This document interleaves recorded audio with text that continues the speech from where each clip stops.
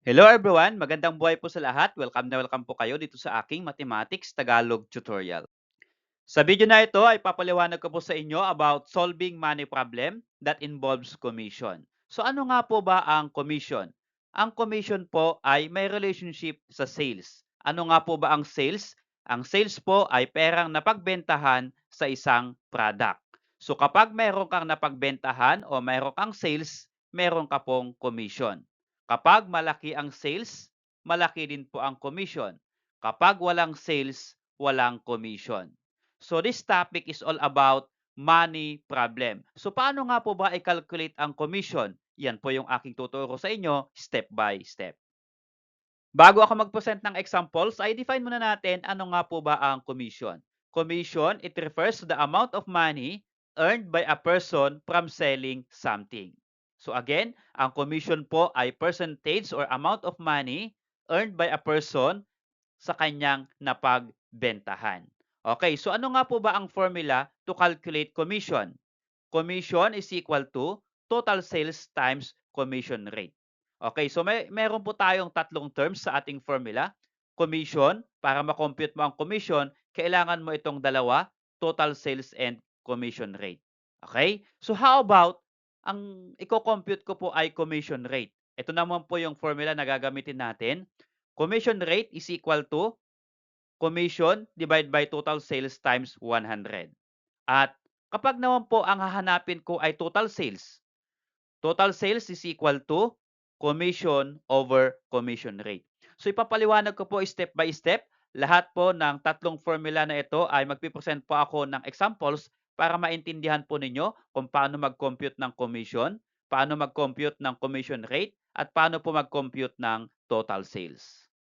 Okay, so let's start with this number one example. Venus is a realtor. She receives 3% commission when she sells a lot. How much commission will she receive for selling a lot that cost 850,000 pesos? Okay, so intindihin po natin itong problem. Okay, yung first sentence po natin, Venus is a realtor. So ang ibig sabihin po niyan, yan po yung ahente ng bahay or ahente po ng lupa or ahente po ng ari-arian. Okay? So siya po yung naghahanap ng mamimili. She receives 3% commission, okay, when she sells a lot. So kapag meron po siyang ma-deal at naibenta, ang matatanggap po niya ay 3%. O ngayon, yung lupa po ay nagkakahalaga ng 850,000 pesos. So ang question po dito, magkano po yung kanyang commission? Okay? So dalawa po yung ating given, 3%. Ito po yung commission rate at 850,000, yan po yung cost or yan po yung total sales. Okay, lagay po natin yung given. So 850,000 total sales. Okay, yan po yung mapagbebentahan. At 3%, yan po yung commission rate. So ano po yung hahanapin natin? Yun pong commission. Okay, so using the formula, commission is equal to total sales times commission rate.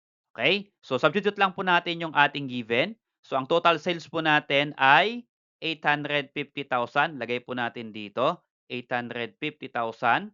Then i-multiply natin sa commission rate. Ang commission rate po natin ay yung naka-percentage. Pag sinabi po nating rate, yan po yung naka-percentage. Ano po? Okay, so 3%, so times 3%. Now, what are we going to do after substituting the values? Okay? 850,000 times 3%. So kapag mayroon po kayong calculator na may percentage, pwede po yan i-press 850,000 times 3 and then yung percent na symbol and then equal sign. Lalabas po yung sagot. Pero kapag yung calculator po ninyo ay walang percentage, ganito po yung steps. Okay? Next step po natin, 850,000.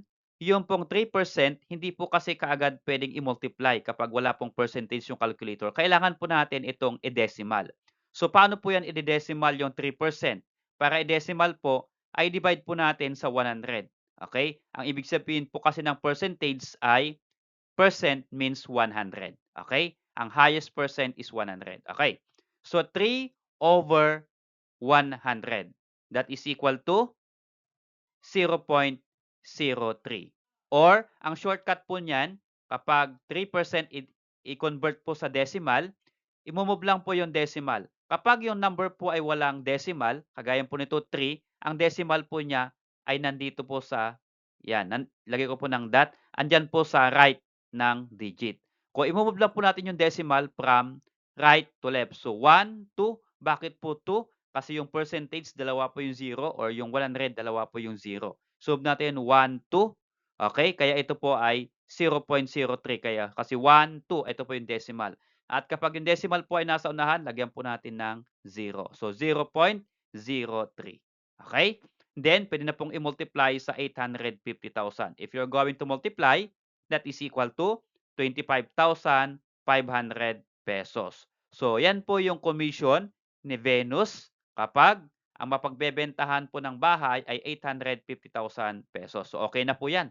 25,500 pesos. How much more kung mas malaki pa po yung kanyang commission rate? Halimbawa, 5%. So, ibig sabihin, mas malaki pa po yung commission na matatanggap niya.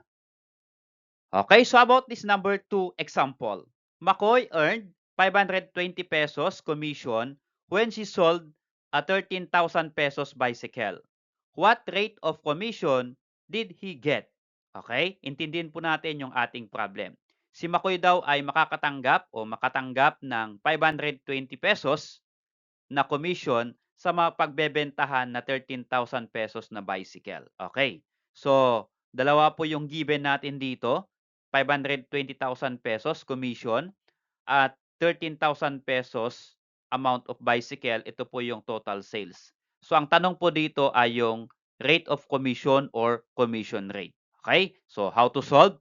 Again, lagay natin yung given para mas malinaw. First, yung 520 pesos ay ito po yung commission. Okay? At yung 13,000 pesos, yan po yung total sales ng bicycle. Okay? O yun po yung amount ng bicycle. So, ang hinahanap po natin dito ay rate of commission or commission rate. So, the formula that you're going to use is this one.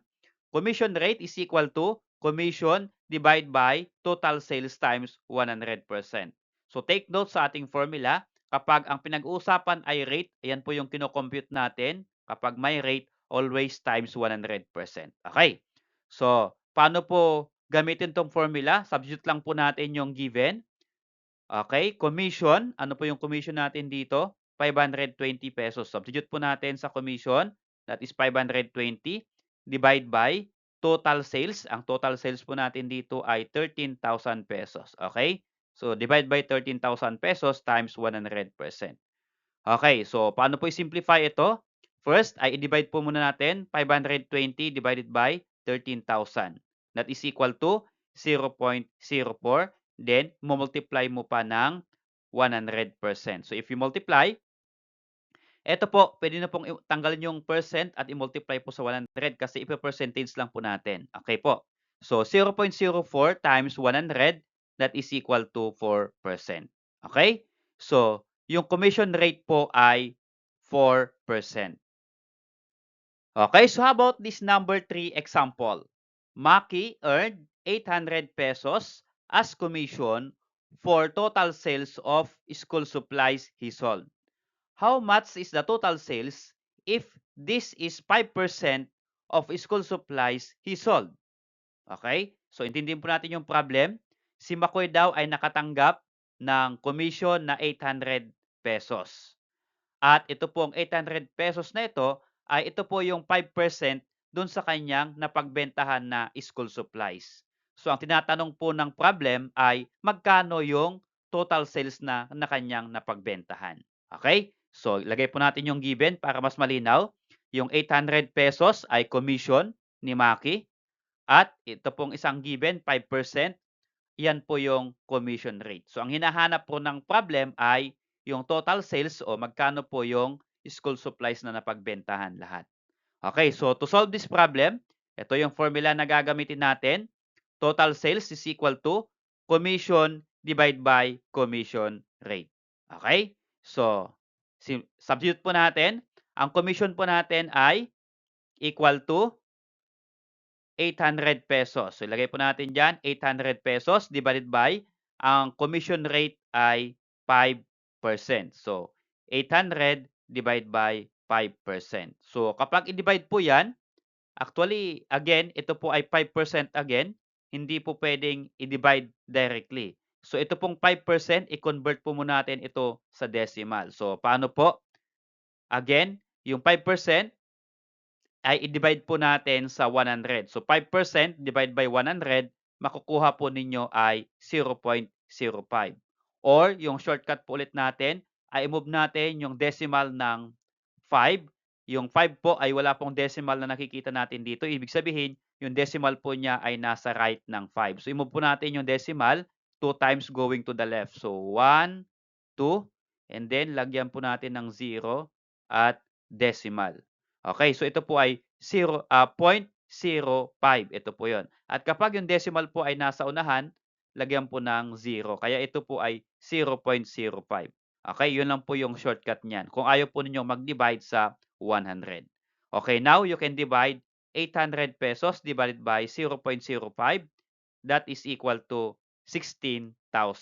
So ibig sabihin, ang napagbentahan po ni Maki ay 16,000 na school supplies. So ang 5% po niyan ay 800 pesos. Okay, so about this number 4 example, ito pong number 4 example ay iiwan ko pong activity po ninyo. Try nyo pong sagutan, i-compute. Pwede po ninyong i-post yung video na ito and then compute. And then, tingnan po ninyo yung sagot ninyo sa end ng video na ito. Nilagay ko po yung computation at yung sagot. Kung tama po yung sagot ninyo, congratulations! Salamat sa pod kaibigan. Kung nagustuhan mo yung video nito, please click like and subscribe kung bago ka pa lang po dito sa aking channel.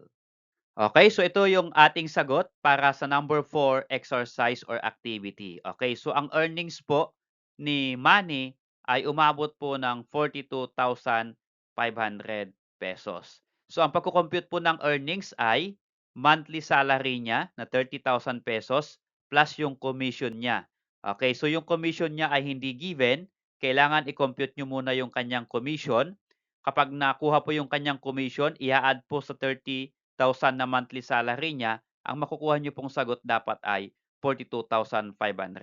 Okay, so kung tama yung sagot mo, congratulations. Kapag hindi naman, better luck next time. Pwede po mo ulit balikan yung example sa video para ma-master mo yung lesson.